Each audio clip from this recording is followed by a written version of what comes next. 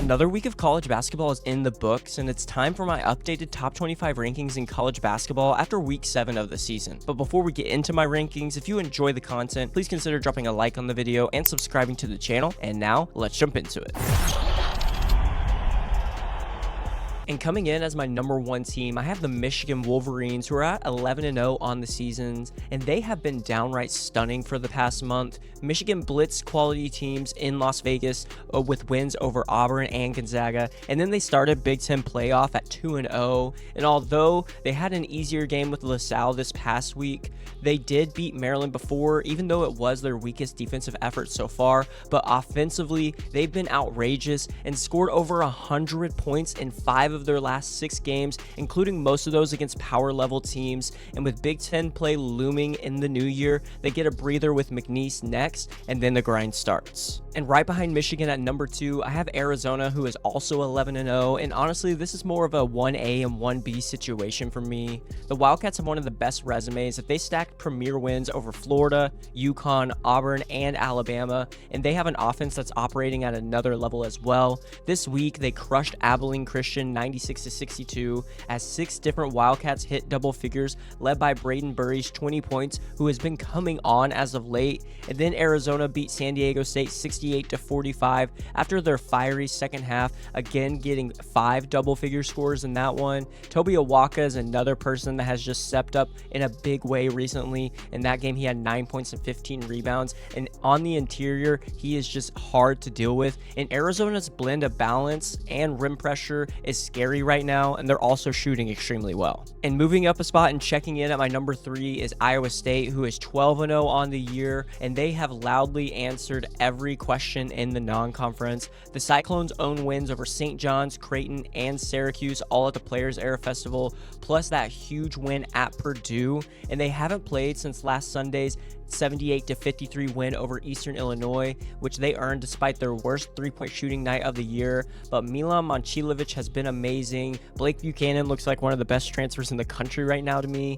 And then you obviously have TJ Altenberger's defense, which absolutely has been elite. And with Taman Lipsey and Joshua Jefferson also in the mix, and then one of the best freshmen in Killian Torrey, they look primed for a Big 12 grind. At my number 4 spot, I have Dan Hurley and UConn, and the Huskies are 12-1 on the season, and they look amazing once again, especially being led by Alex Caravan. The Huskies have piled up some big wins over the likes of BYU, Illinois, Kansas, and Texas, and they opened Big East play with a win over Butler and then another win over DePaul most recently this past weekend, and that has pushed UConn to an 8-game winning streak, with their only loss coming at home against Arizona, where they didn't have Taurus Reed or Braylon Mullins, and now they'll have a week and a half off before they take on Xavier right before the new year and get into Big East play. Coming in at my number 5 spot is the Gonzaga Bulldogs, and I believe Mark Few's team looks like a contender once again, even despite the blowout loss earlier in the season to Michigan. They've logged double-digit wins over Alabama, Kentucky, and UCLA, plus they've taken care of teams like Creighton, Maryland, and Oklahoma as well. This week, Gonzaga rolled against Campbell at home with a 98-70 win and shot 58% from the floor. And then we know that Graham Ike is the real deal, but Braden Huff is another player on that team that could also be in the conversation of an All-American, as in that game he had 37 points on 16 of 18 shooting.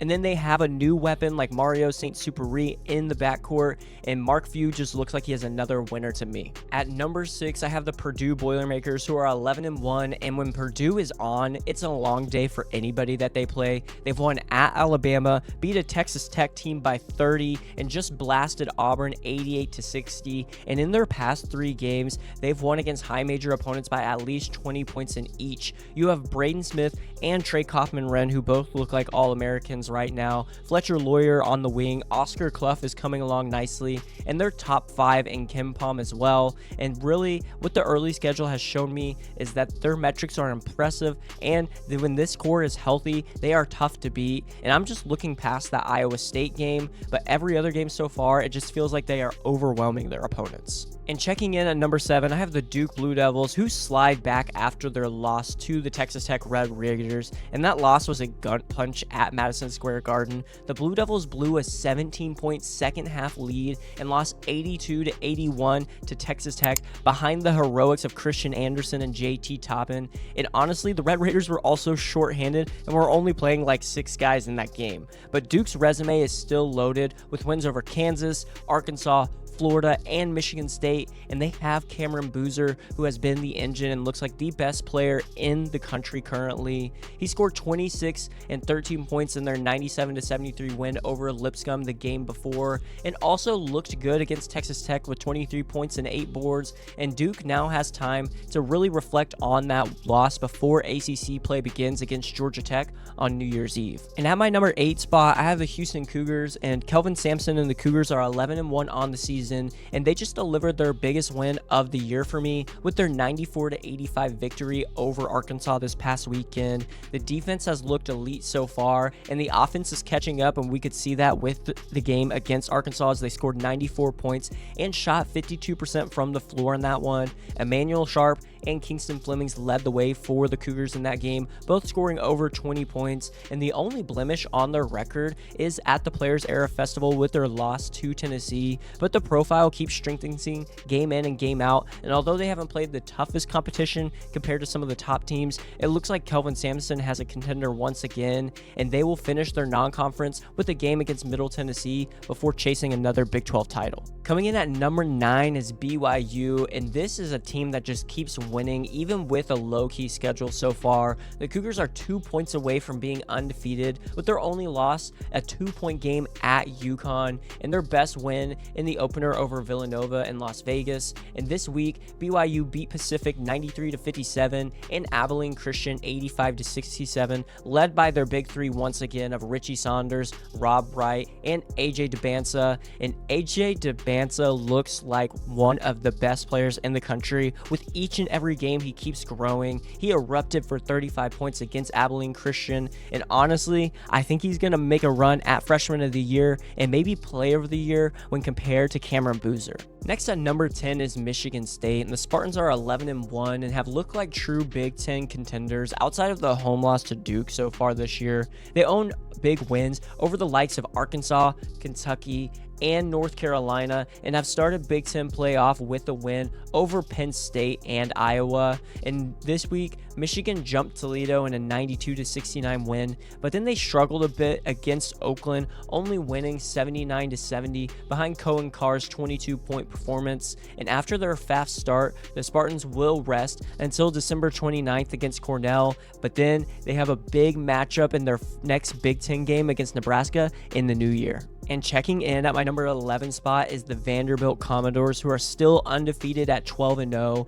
and they just keep finding ways to win. And honestly, the only reason they aren't higher for me is they still don't have a win against a top 30 team in KenPom, but the results are real and their metrics are sky high right now. This week, Vanderbilt survived at Memphis in a 77-70 win in overtime, and even with shaky 3-point shooting in that one, the defense rose when it mattered the most, and Duke Miles led the way with 22 points, as Tyler Tanner also added in 16 points and 7 rebounds, as Vanderbilt won its lowest scoring game of the season. But they will come up with a few bigger matchups next, with a game against Wake Forest, and a win there could cap a perfect non-conference push heading into January, with Alabama as one of their big matchups in the first week of SEC play on January 7th. At number 12 is where I have the North Carolina Tar Heels, and they're 11-1, are starting to look like an ACC force for me. They already own wins over Kansas and Kentucky, and their lone loss came against Michigan State on Thanksgiving. This week, North Carolina beat East Tennessee State 77-58 behind Henry Vasar's 26 points and Caleb Wilson's 20, and the Vasar-Wilson combination still looks like one of the best front court duos in the entire country. But the next game was the big one, as they edged out Ohio State 71-70 in the CBS Sports Classic, with Wilson putting up another 22-point game to go alongside 15 rebounds. And the biggest news for North Carolina, though, is that Seth Trimble has returned and looked good in his first game back, and the Heels really need him to continue to step up as they move into ACC play. And next at number 13 is where I have Nebraska ball, as the Cornhuskers are 12-0, and all I gotta say is you don't stumble into unbeaten in December. The Cornhuskers didn't play this past week, so the spotlight stays huge on early Big Ten results, as they have a buzzer-beating road win at Illinois, and then just days after, they had a 30-point win over Wisconsin, which gives Nebraska a 2-0 start to league play. Add in wins over Creighton, Oklahoma, and Kansas State, and for me, the belief continues to grow, and they just look like one of the best teams in the country right now. And the offense for Nebraska is humming behind Price, Samford, and Rinkmast. And next, they have North Dakota, which should be an easier game before they get right back into Big Ten play, and I can't wait to see what they do next. At number 14 is Alabama, and the Crimson Tide are the first 3-loss team I have in my top 25, and that's because Bama has been tested more than any team in the country so far. They've already beaten Illinois and St. John's, but they do have losses to Purdue, Gonzaga, and Arizona, which are all top 10 teams for me in the country right now. But Alabama has responded well with a 104-93 win over South Florida after their 21-point loss to Arizona. And then they had a 92-81 win over Kennesaw State. LeVaron Philon continues to look like one of the best backcourt pieces in the country and is one of the players I think could push for a Player of the Year win, but most certainly an All-American. And then you also have Aiden Holloway, who is back, and this team just continues to have a ton of weapons. And they have one more game against Yale before they face Kentucky in their first game in SEC play. And checking in at number 15 is the Arkansas Razorbacks, and this is another team that has been tested a lot to start the year. Arkansas is 9-3 on the year, and they do have early losses to Duke and Michigan State, but this past weekend they had a matchup against Houston, and if the Razorbacks were able to pull out that win, I was fully ready to move them up into the top 10 of my rankings. I just think Arkansas has that much talent and could be one of the best teams, not only in the SEC, but in the country, and is someone I'm looking out for in March. But they did fall to Houston 94-85, but the team still looks great. Darius Acuff Jr. is one of the best freshmen in the country. With each and every game, he continues to impress me. You also have guys like Malik Ewan and Trevin Brazil that have been stepping up more and more each game as well, and I think they could be finishing near the top or at the top of the SEC once it starts in the new year. Next at number 16 is the Louisville Cardinals, and they are clearly ahead of where they were in recent years. And so far this season, they've flashed upside with wins over Indiana and Kentucky, but the road has bitten them twice against SEC contenders, as Louisville fell 83-62 to Tennessee, where Ryan Conwell scored 22 and Adrian Woolley added 19. But it's good to mention that they were without Mikel Brown in that one. And the response, though, from that was loud, as they put up a 40-point blowout of Montana. And this team, when they are shooting and if it's on, I don't know if there's many teams that can stay with them in the country. And I firmly believe that they can challenge both Duke and North Carolina in the ACC to win the league. Coming in at number 17 is the Texas Tech Red Raiders, and they jumped up in my rankings as they finally grabbed the signature win they needed this past week. They entered the year with big expectations, but had come up short against ranked opponents like Illinois, Purdue, and Arkansas, and there were big defensive issues that were lingering for the Red Raiders. But this week, they won 101-90 over North Carolina behind Lawan Watts' 36 points, which was a good sign, as so far it really looked like it was just Christian Anderson or JT Toppin. But then was the biggest game for them as they stunned Duke 82-81 at Madison Square Garden behind Christian Anderson's heroics and 27-point performance. And they did all of that with limited depth, as Luke Bangboye remains out with a lower body injury. And honestly, this team really needs some more players to step up, but with the production that they're currently getting out of Toppin and Anderson, they should still be able to compete, in my opinion. Next at number 18 is Illinois, who is 8-3 on the year, and the Illini have shown both a high ceiling, but what feels like a really low floor at times. And the highs are really loud, including their wins over Tennessee, Texas Tech, and Ohio Ohio State, but most recently, the lows have followed with losses to Alabama and UConn, and then in their last game, they lost to Nebraska at the buzzer after Illinois delivered its poorest defensive effort of the season, where we saw guys like David Markovich get benched because of how they were playing on that end of the floor, and they didn't play this past week, so the next test is immediate as Illinois will be facing Missouri before Big Ten play ramps back up. The Kansas Jayhawks come in at number 19, and they are trending up after some early stumbles. They took double-digit losses to North Carolina and Duke, but the last month has included a key win over Tennessee in Las Vegas and an overtime win at NC State, along with another win against Missouri. This week, Kansas beat Towson 73-49 with another defensive statement. Flory Badunga posted 18 points and 10 rebounds in that one, and Trey White added 16 while stuffing the stat sheet as well. But this offense hasn't fully clicked to me, and there's hope that Darren Peterson returns healthy, but they have Davidson next week and then a long break before Big 12 play starts. At number 20, I have the Tennessee Volunteers, and Rick Barnes' squad just snapped the doubt with a statement win this past week. They had 3 straight losses coming to Kansas, Syracuse, and Illinois heading into this week, but then they responded by beating a ranked Louisville team 83-62 behind Jacoby Gillespie's 23 points and Jalen Carey, who delivered a double-double off the bench and has looked really good these past couple of games for the Volunteers, and that performance looked like Tennessee's ceiling to me, which is a tough, physical, and confident team on both ends of the floor. And with SEC play approaching, they have another tune-up game against South Carolina State this week before the real SEC grind starts in January. Coming in at number 21 is the Virginia Cavaliers, who are 10-1 in Ryan Odom's first season, and they have been building something quickly. Virginia already owns road wins over Butler, Dayton, and Texas, and they added another quality result by beating Maryland 80-72 at home. And after a slow first half in that game, the offense woke up and Virginia made enough plays late to end up sealing the win. Dallin Hall led with 20 points and 6 assists, and Jakari White chipped in 15 off the bench. And don't forget, they also have Tice DeRitter, Chance Mallory, and Johan Grunlow on the squad as well. And their lone loss came to Butler, but the profile so far has been impressive for Virginia. And then they have one final non-conference tune-up before ACC test starts for them. Coming in at number 22 for me is the Florida Gators, and Todd Golden's squad is 8-4 on the year so far, but there is some frustration there as they've just had too many missed non-conference chances, but they still have some of the top metrics out of most teams as they're top 25 in both offensive and defensive efficiency according to KenPom,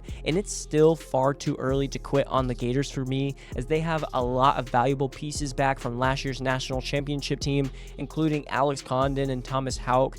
And honestly, Xavier Lee looks like he's been putting some things together as well and has been great as of late.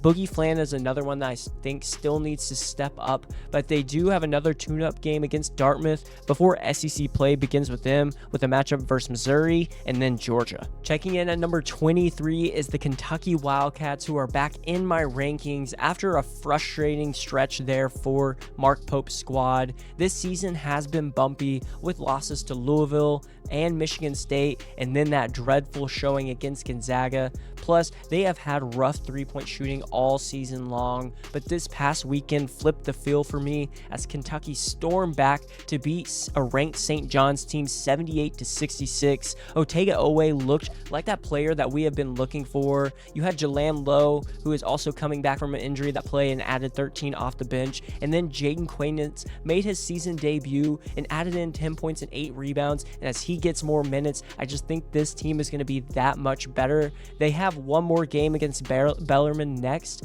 before SEC play starts at Alabama, which will be a huge one for us to see how Kentucky matches up. Right behind Kentucky at number 24, I have the Georgia Bulldogs, and the Bulldogs are one of the few teams without a regulation loss, as their only loss on the season came against Clemson in a 3-point overtime game. But for Georgia, and the reason they're at number 24 for me, is they really don't have any huge wins. The most notable ones have been Xavier, Florida State, and Cincinnati so far, which are all good, but I'm still waiting to see just a little more, and I think we won't see that until SEC play. But Georgia has one of the most fun offenses to watch. You have guys like Blue Kane, Jeremiah Wilkinson, and Somto Cyril, who have all been playing great as of well, and they have 2 more tune-ups against West Georgia and LIU before SEC play starts hot for the Bulldogs against Auburn and then Florida. And rounding out my top 25 at number 25 is the Iowa Hawkeyes, and Iowa is 10-2 behind Ben McCollum in his first year, and they are truly ahead of schedule. They've lost some true road tests, but they've been against top 10 teams for me with Michigan State and Iowa State, but even the Cyclones game showed Iowa can compete with just about anyone, and the bounce back has been dominant after that loss with a 40-point win over Western Michigan, and then an even bigger win over Bucknell. And Bennett Sturtz is looking like one of the best point guards, and that's what we all expected. But then you're having big performances from guys like Alvaro Folgueras, who is a transfer from Robert Morris, and Tavion Banks. And Iowa closes non-conference at home against UMass Lowell before they get back into Big Ten play. And as always, I want to mention some of the teams that I have my eye on but just missed out on my top 25 rankings, but you could see them here soon, and that's Auburn, St. John's, USC, UCLA, and Baylor. But that wraps it up for today's video. Let me know your thoughts on my top 25 rankings in the comments down below. Was there a team that was way too high or way too low? Or was there a team that I didn't even include that should have been? Also, if you enjoyed the content, don't forget to drop a like on the video and subscribe to the channel. Thank you so much for watching, and I'll see you in the next one.